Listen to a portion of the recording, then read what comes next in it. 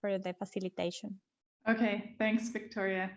So now I'd like to introduce our third speaker, Maria Elena Herrera Ugalde. Maria is a technical coordinator of the National REDD Plus strategy and the National Fund for Forestry Financing of Costa Rica, or FONAFIFO.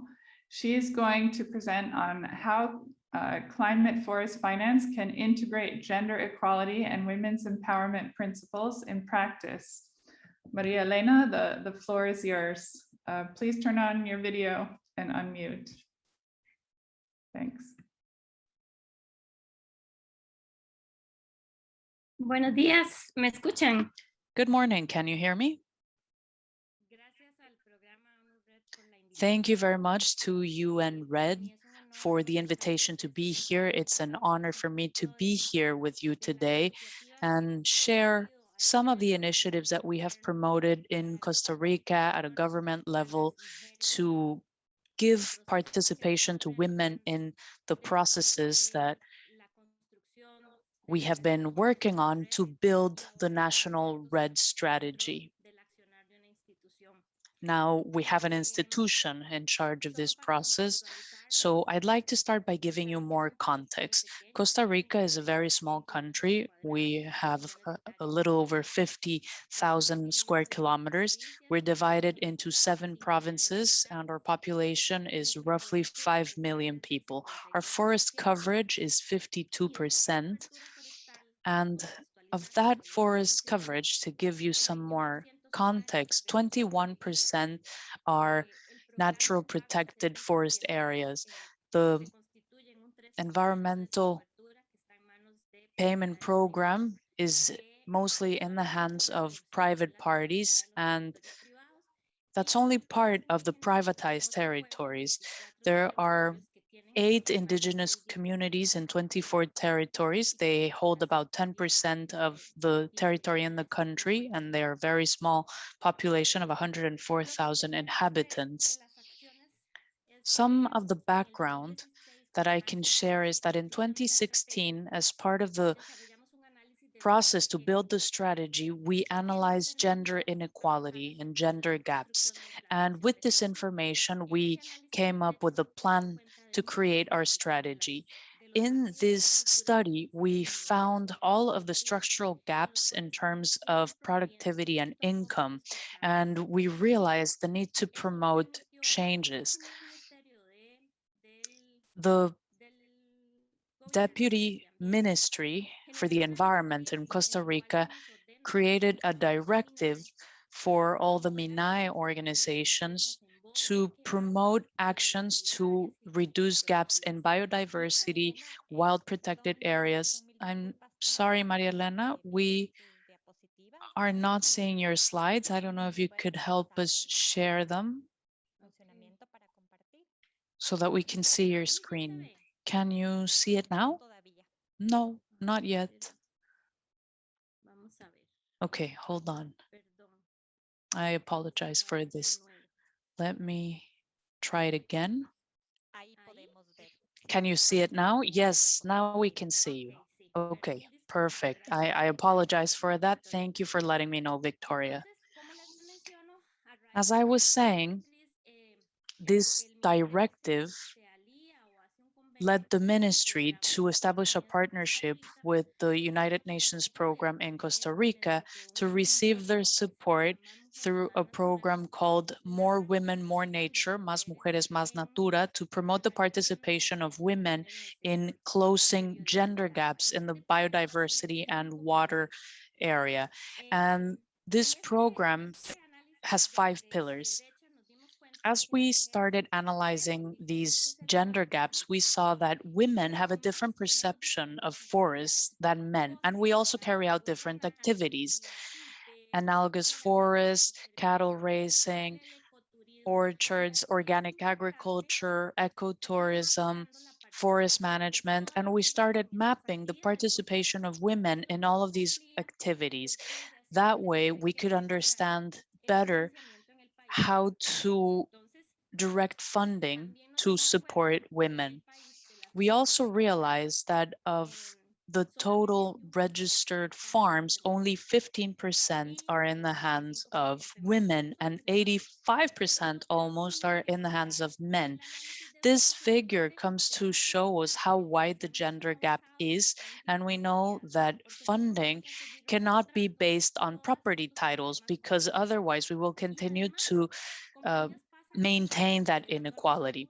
Since women are also the primary caretakers at home of the elderly, of children, they often don't have time to receive training, to receive benefits, often because their level of schooling is not as high. They don't have access to banks. They don't have bank accounts to their names.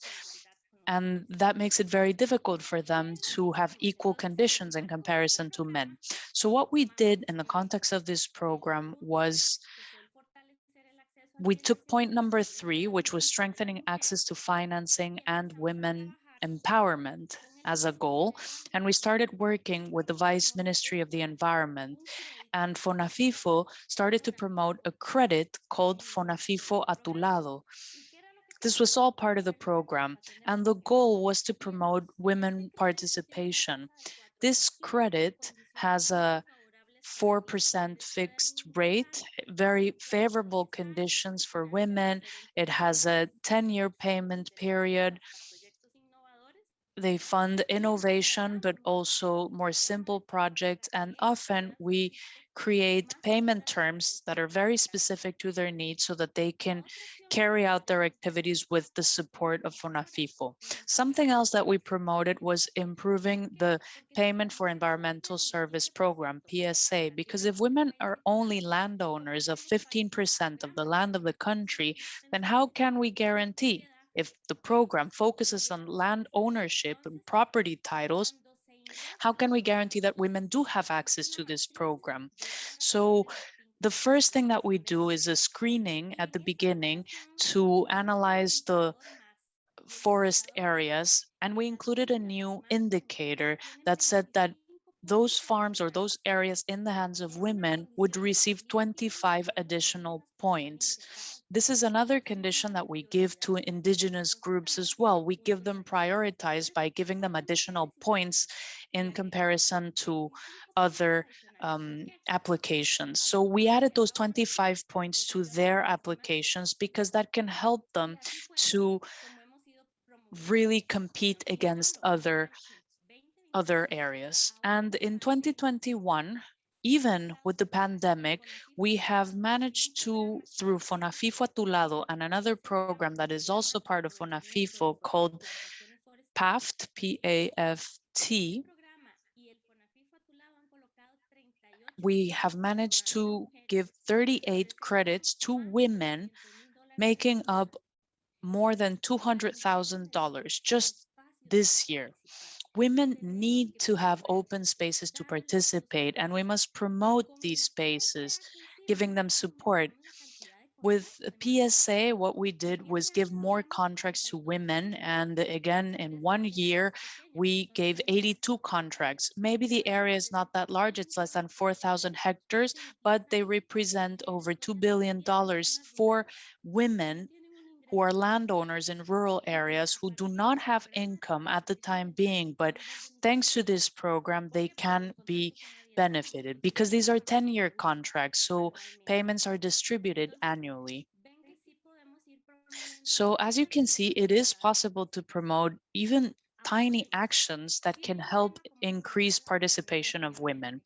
As my fellow panelists said before me, it is often hard to receive funding. In Costa Rica, our strategy doesn't really receive specific funding. We've had to approach other organizations to try to attract funding and promote change. One of the challenges that we faced when we created the Gender Action Plan was to create a specific dedicated fund for women, for activities related to the land, and it's called Fondo Inclusive de Desarrollo Sostenible, FOINDES, Sustainable Development Inclusive Fund. And FONAFIFO, with the funding strategy for emissions reductions that the country was going to receive, 10% of the first project would be given, and this was the very first project that we worked with. It was a carbon fund in the framework of FSPSF. Of the 60 million that the country received and of the money that FONAFIFO would receive for mitigating gases, a certain percent would be assigned to this fund. And now we have a seed capital of 2.2 millions. I'm sorry, Elena, you only have 1 more minute. Okay, and there's another fund, the Green Business Fund for Innovation for Women Entrepreneurs. It has a seed capital of 2.1 millions, and all of them will be administered by a foundation called FUMBAM. Finally, we created an award, the Gender Equality Award for Productive Units, and this allows us to give recognition to women for their contribution. This will be a yearly award that will be given. It is not a certification, but simply an award for these units. Every October 15th, we will be giving out this award for initiatives that can reduce gaps and promote participation of girls and women in productive units. We want to carry out different activities to connect more producers to access fresh products and to raise awareness among international organizations in order to generate more policies and investments that support these types of initiatives. So we have to gather data because there's a gap. This is a gap that exists in all countries. We do not have disaggregated data, and well, it is important to promote the knowledge among women producers. Thank you very much for your attention. Thank you very much, Maria Elena. It seems we often look to Costa Rica for country level examples of best practice, and with good reason, I think.